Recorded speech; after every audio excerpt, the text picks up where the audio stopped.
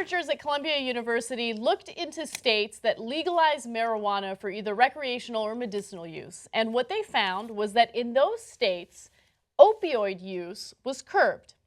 Researchers analyzed federal crash data in 18 states over the period from 1999 to 2013.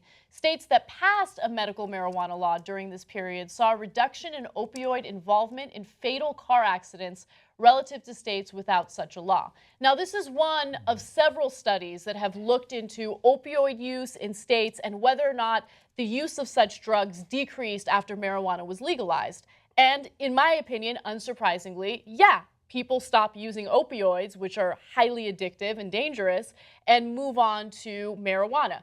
Now, there are negative components to that. Opioids are covered under health insurance plans. Medical marijuana is not. So if someone chooses to go with medical marijuana to manage whatever pain they're experiencing, they're going to have to pay for that out of pocket. Other studies have also shown that medical marijuana states see fewer painkiller overdose deaths than states without medical pot, and that access to medical marijuana dispensaries is also linked to declining rates of opioid overdose and death. Okay, this story is both encouraging because we find out the truth, but also really discouraging because of how much corporations run us all. They rule our lives. So the powerful painkiller fentanyl has the guys who make fentanyl, the drug makers. This is legal, even though we've talked about how fentanyl is actually leading to the addiction far more, very potent, and is oftentimes eventually leading to people dying. Okay, the drug makers behind it recently poured in $500,000 into a campaign opposing full marijuana legalization in Arizona. They're onto this because they see the same data that we see. They go, wait a minute, when they legalize marijuana, people are using that, and it's safe, and it costs a lot less, and then we won't be able to charge them all this money for our drugs, which gets them hooked on our drugs. Right. And then we get to charge them for a long, long time. God damn this marijuana. Yeah. We got to make sure that we do crony capitalism, and we just buy the election by buying a bigger megaphone. It's okay, the Supreme Court lets us do that because we call it free speech. It's not free, it costs $500,000, even just that tiny little measure in Arizona.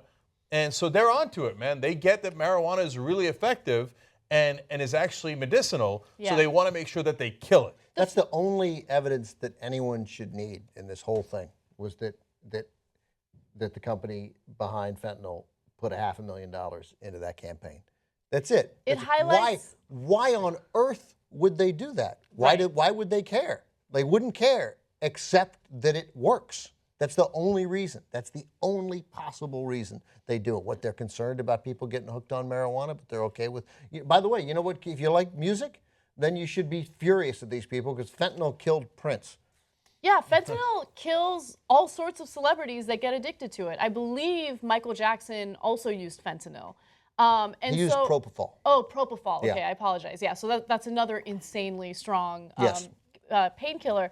But all of these opioids are leading to a huge epidemic in the country where people are abusing it, people are overdosing on it, people are dying, right?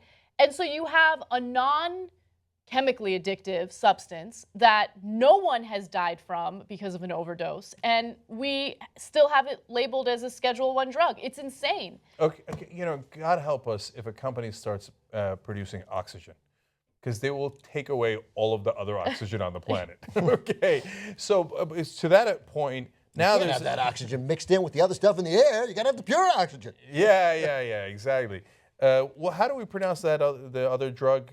Kratom? Oh, kratom. Kratom. Okay, Yeah. it gives you a sense of I'm not a drug guy, right? Yeah, we did a whole story on it. I know. Yeah. I know. I'm grandpa now. Okay, Yeah. so kratom, another natural drug. The DA is on it, and they're looking to ban it right away. They're like, that also seems to help people kick their opiate addiction. And if they kick their opiate addiction, well, the guys selling opiates can't make as much money, can they?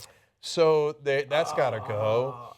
Okay, That's that drug. That's that drug, Jimmy. That's right. I know people who take that drug who say that it's okay. Yeah, of course. Crackum or whatever. Kratom. Kratom. Yeah. Yeah. See, none of us know. Okay. Let me.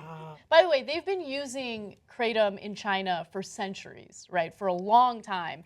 And now people in the U.S. are using it to beat their opioid addiction and the DEA does an emergency ban. Emergency. It was an emergency ban, emergency scheduling of the drug, by the way. So they Schedule scheduled 1 it. Yeah. saying, they said, I love this. They said, we have to research it. That's why we're now immediately calling it a Schedule 1 drug. If it's a Schedule 1 drug, you are not allowed to research it.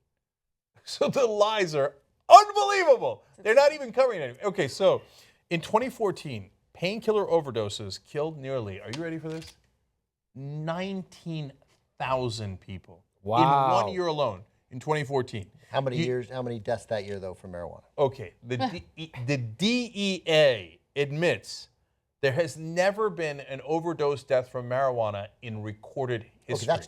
You power the Young Turks. We do this all through membership. tytnetwork.com/join. Let's build the media that we can believe in.